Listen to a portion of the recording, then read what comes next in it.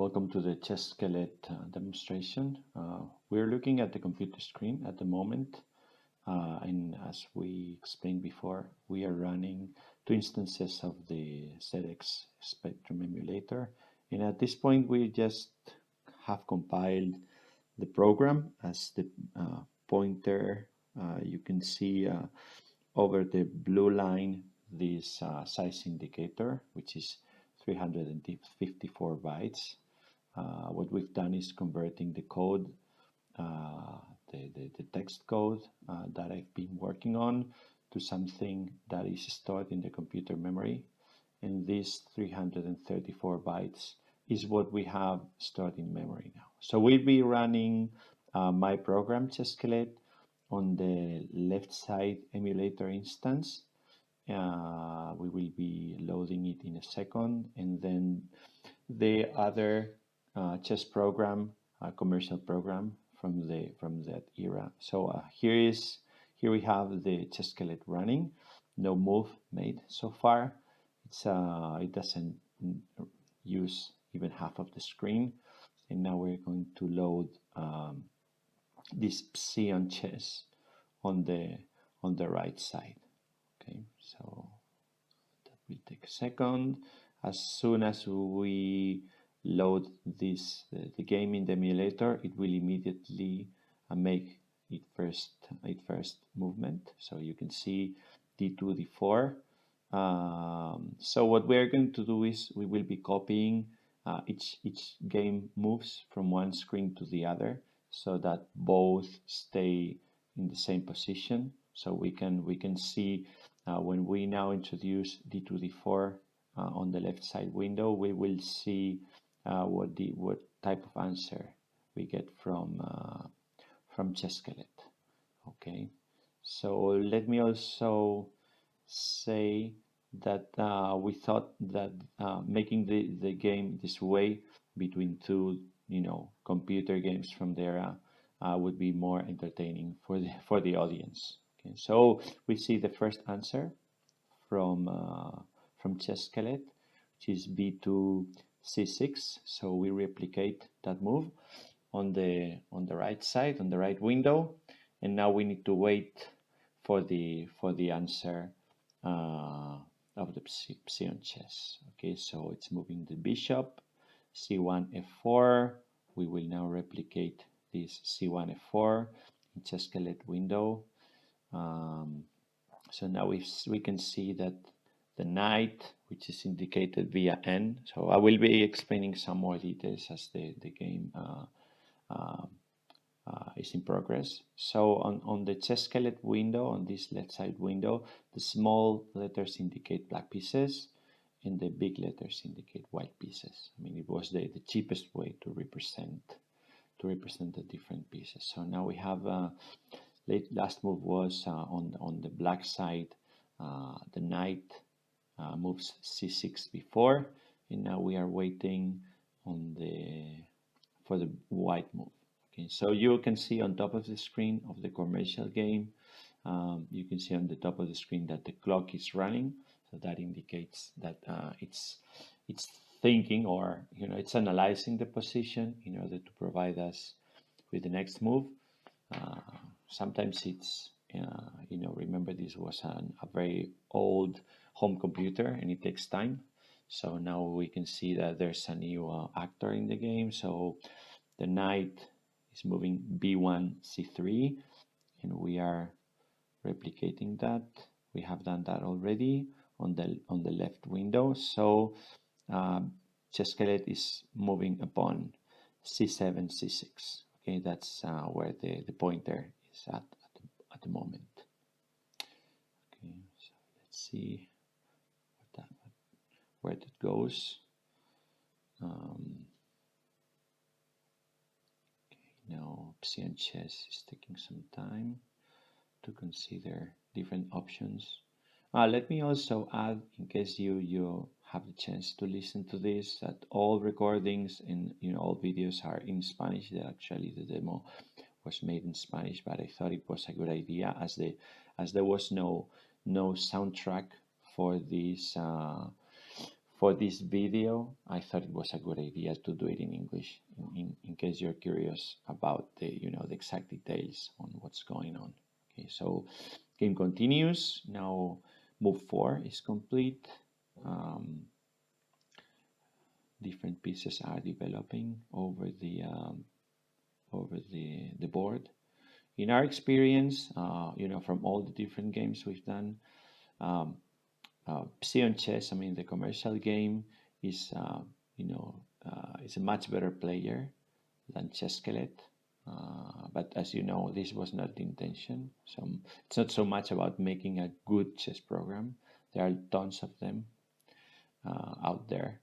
So it was the target was to make this minimum size game. Okay, so now we have the knight capturing a pawn, the black knight capturing a pawn from the white pieces, but at the same time, it's likely that it will be captured immediately. But we'll see that in a moment. So going back to the language topic, yeah. So the demo, as all the audience were Spanish, was made in Spanish, but I thought it was, as I had some time, I thought it was a good idea to make this part in English. So now we are replicating this knight move, capturing the pawn. So I suspect that immediately the white pieces will take, the queen will take the bishop. Yeah, that's what happened exactly. So that's what we are doing on the white side, on the Chesskelet board. And now right after that, the black queen is moving. That would be d8 to b6. Okay, and from now on, things will probably slow down a bit, mostly because the Psion Chess will start taking more and more time to take decisions. So let's see what happens next. So Psion Chess has been thinking for a little bit more than 2 minutes now, in total. Okay, so now white knight moves g1 f3.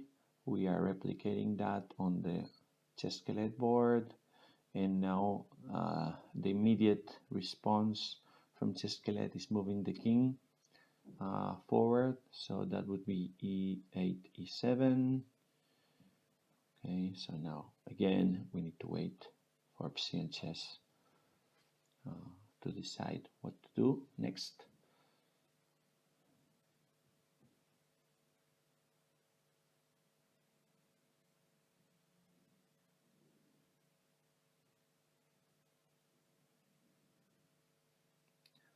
As you are probably not familiar with this whole environment, this simulator that we're using, ZX Spin, replicates exactly what we would do with a real ZX spectrum. The thing is that the logistics to use a real machine was too complex, because we wanted to project the image from the computer in a screen on the wall, and we also wanted to record the computer screen. So all the different things we wanted to achieve were very complex using a real ZX spectrum, and the output would be exactly the same.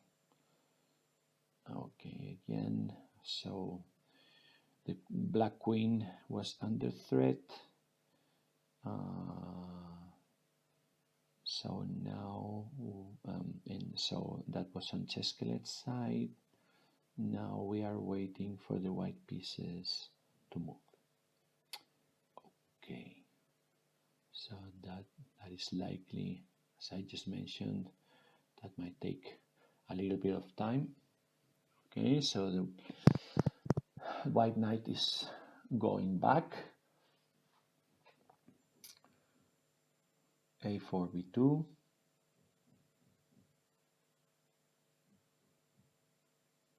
Okay, and Chesskelet is moving forward with one of the pawns. Okay, that is c6, c5, which is a sort of suicide because several white pieces could capture it. But okay, let's see what happens next.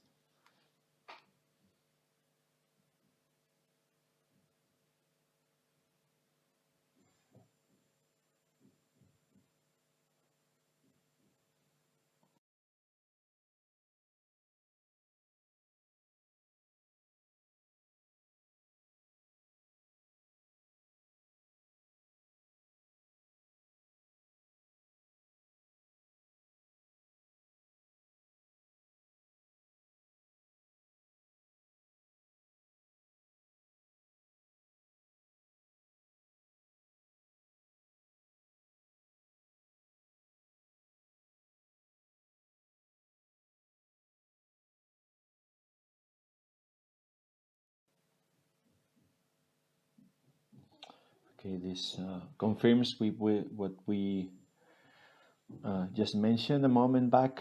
The further the game uh, progresses, the longer it takes for uh, the commercial game, Psion Chess, sorry, um, to take a decision. There are more options to analyze, so we need to be patient here. On the other hand, due to the very basic logic on Chesskelet's side, uh, the movements or the calculations from Chesskelet are almost immediate. So there's a big difference on the time needed on both sides. So okay, so Psion Chess hasn't made a decision on the white pieces next move. So we need to wait. The good thing here is that we know that the program is not hanging because as you can see the clock for white pieces is still running. So that means that the game is still running and still thinking. So sooner or later we should get the next move from the white pieces.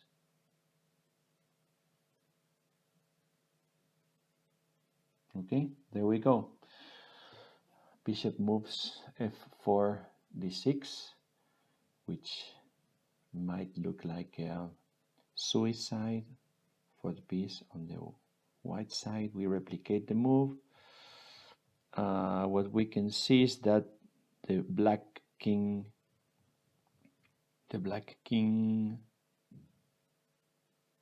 okay, we are trying to get there with the pointer. Okay, so the black king has captured the bishop. Yeah, so that would be the move is d7, e7, d6, d6. Okay, let's see what comes next. Okay, so there we go. So it was all a trick from the white pieces. So you can see the queen has moved now, the white queen, and it's the checkmate on the white side. So I mean, as I might be repeating myself, but this was the expected result. I've never seen these two programs. It's almost 99% of the times it's Psion Chess winning and Chesskelet just trying to survive for a few movements. But I guess the aim of the game is clear. We've shown how Chesskelet can move its pieces legally and capture and run away and have a basic behavior.